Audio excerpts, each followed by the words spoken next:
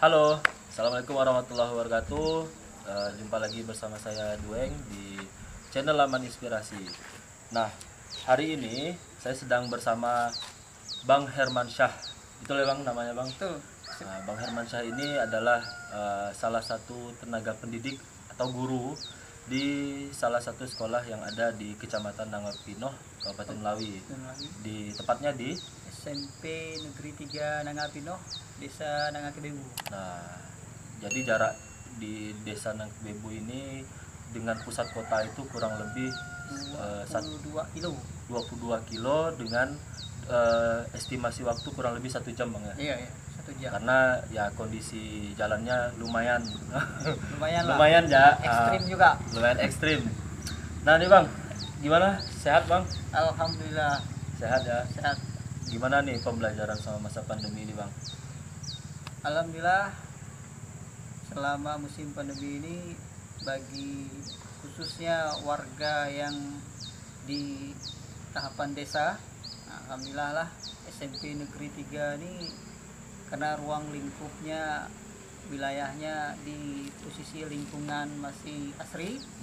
Nah, itulah salah satu modal yang membuat penyemangat dalam pembelajaran selama musim pandemi ini. Oke. Tapi memang benar nih ya, tadi Bang Herman sampaikan kondisi sekolahnya sangat asri ini. Ya. Di sisi kanan saya itu banyak sekali masih Ya. bisa dikatakan hutan Hutan kan? ya, hutan. Hutan, terus di belakang kita ini juga ada Tanaman beberapa macam tanaman. Ini bunga apa, asoka kayaknya Bang ya? ya, bunga asoka. Terus ini ada pohon jambu, jambunya pahit karena masih kecil. Oke Bang, ngomong-ngomong di sini ngajarnya apa Bang? Alhamdulillah saya di sini sebagai guru mata pelajaran PJOK dan merangkap juga mata pelajaran prakarya. Prakarya. Ya. Baru dengar saya Bang. Kalau dulu itu mungkin ya, kalau dulu tuh ada yang namanya muatan lokal ya Bang, Iya, ya. iya. Atau sekarang udah berubah nama nih Udah Bang. berubah nama karena kurikulumnya juga kan. Perubahan Karena dari kurikulum ya Bang ya. KTSP ke kurikulum K13 ini, maka dari mata pelajaran mulok ya hilang gitu kan. Nah, pas sekolahnya dihilangkan, jadilah muncul mata pelajaran prakarya. Mulok berarti udah nggak ada sekarang Bang ya. Nah, inilah sejak perubahan kurikulum. Nah, jadi mulok sekarang ini dihilangkan lah. Nah, dihilangkan bukan berarti dari segi kebijakan sekolahnya, tidak, memang dari turunan kebijakan ya, turunan kebijakan. Kalau prakarya tuh apa yang diajarin Bang? Kalau mulok ya seingat saya dulu zaman saya SD SMP lah, ya berbicara bagaimana apa namanya bercocok tanam, terus membuat berbagai kerajinan kayak apa mendaur ulang sampah. Nah, kalau prakarya seperti apa Bang? Kalau selama ini kita berikan materi kepada anak-anak, prakarya ini ruang lingkupnya yang pertama itu pengenalan hasil alam. Pengenalan hasil alam. Pengenalan hasil alam, terus yang kedua limbah dari buatan. Nah, itu yang sebagai materi pokok ya. Daur ulang. Nah, daur ulang. Jadi dari hasil alam kita buatkan salah satu hasil karya. Nah, hasil karya atau pembelajaran di mana membuat salah satu hasil karya siswa atau kelompok.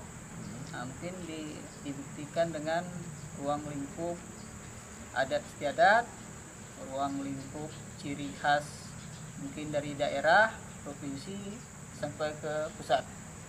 Nah, ini sebagai informasi untuk sahabat Laman Inspirasi bahwa Desa Nangkebebu ini luar biasa sekali ya di aspek sosial dan budayanya. Iya. Karena di sini menjunjung tinggi yang namanya adat istiadat gitu. Dan luar biasa SMP Negeri 3 Nangapinoh ini mengadopsi itu di dalam apa namanya tataran pembelajaran ya Bang. Pembelajaran. Nah, ini juga nih Bang, saya sempat dapat informasi juga dari kepala sekolah SMP Negeri 3 nih Bang. Ya.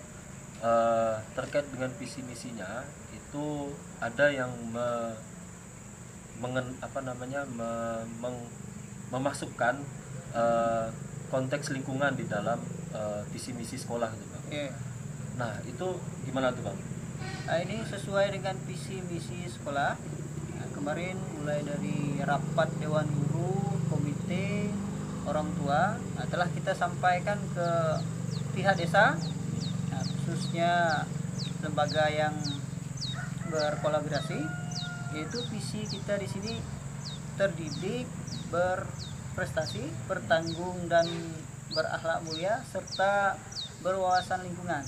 Nah, apa yang disampaikan Bang tadi tentang berwawasan lingkungan, nah, inilah salah satu strategi kita untuk berkolaborasi dengan adat istiadat atau budaya yang ada di desa Nangal Kelibu khususnya, untuk mengenalkan kepada siswa-siswi kita ini bahwa pentingnya menjaga berkelanjutan lingkungan.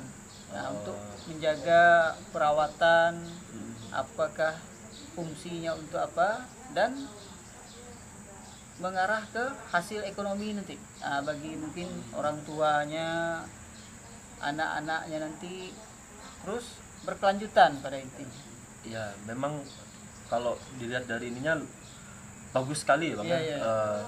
Apa dari visi berwawasan lingkungan, apa output yang ingin dicapai adalah bagaimana sisi-sisi sosialnya ini apa diajarkan kepada anak, kemudian juga terkait dengan lingkungan tadi, apa namanya, tidak hanya sebatas bagaimana menjaga lingkungan gitu. Yeah. Terus juga ada bagaimana supaya anak-anak ini paham bahwa apa yang disampaikan ini adalah akan mengefek pada ekonominya nanti kan.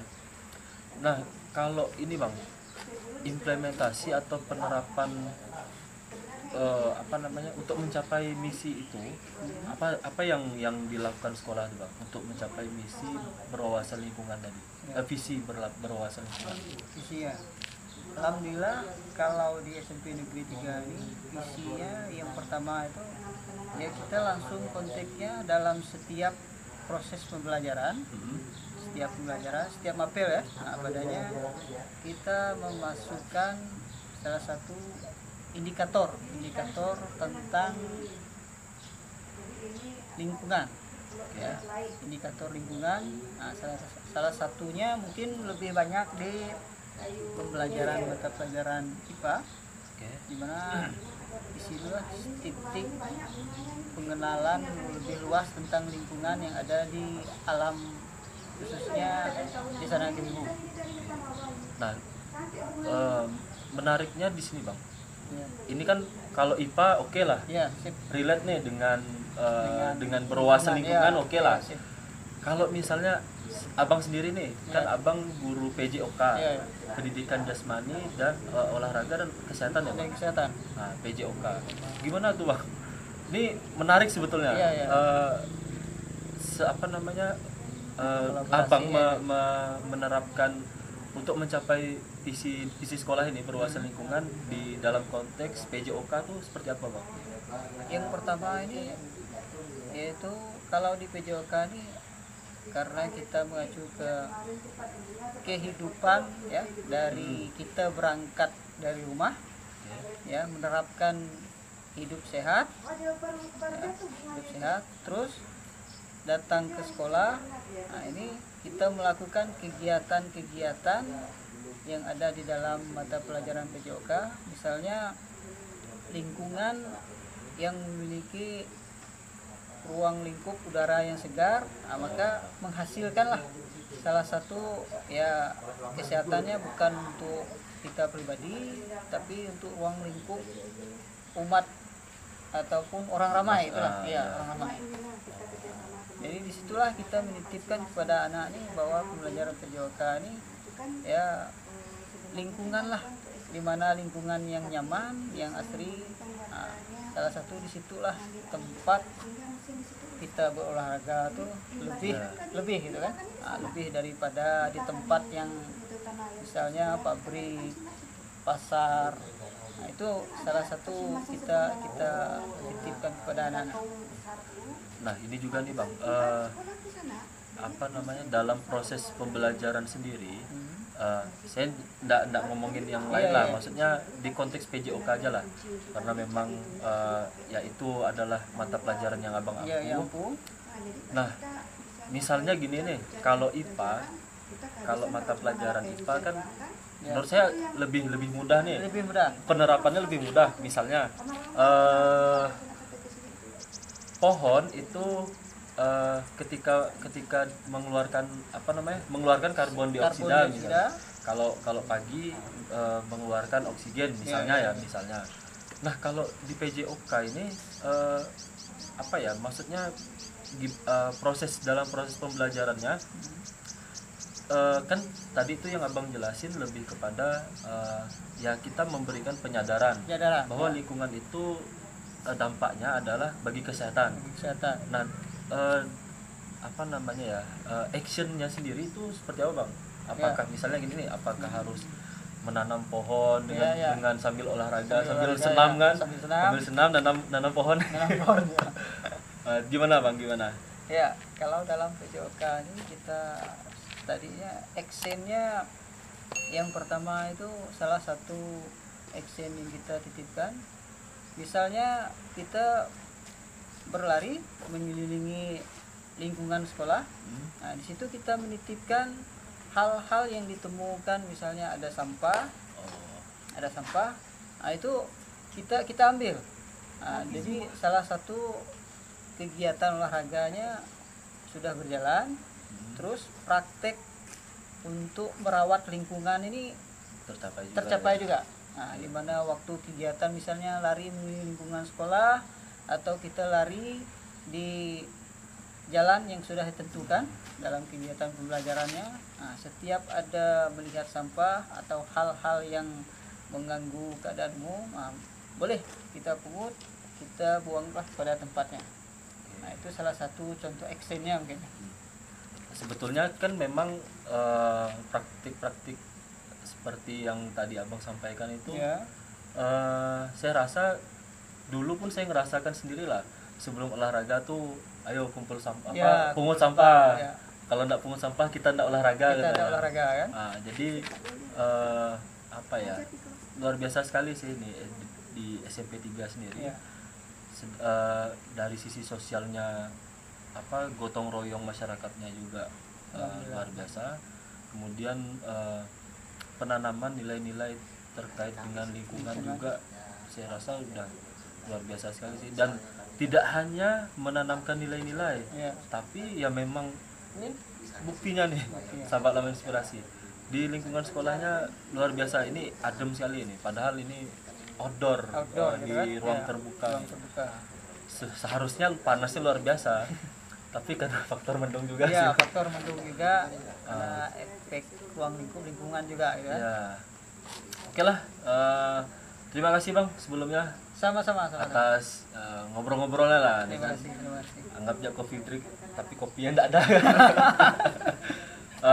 Oke, sahabat Laman Inspirasi, video kita kali ini merupakan salah satu dari 120 episode video kerjasama Laman Inspirasi bersama Suar Institute dan WWF Indonesia. Dukung terus Laman Inspirasi dengan cara like, komen, share, subscribe, dan sebarkan semua video Laman Inspirasi supaya Laman Inspirasi bisa semakin berkembang. Oke, terima kasih Bang Herman. Sip. Dan akhir kata, Assalamualaikum warahmatullahi wabarakatuh. Waalaikumsalam Salam Laman warahmatullahi Inspirasi. wabarakatuh.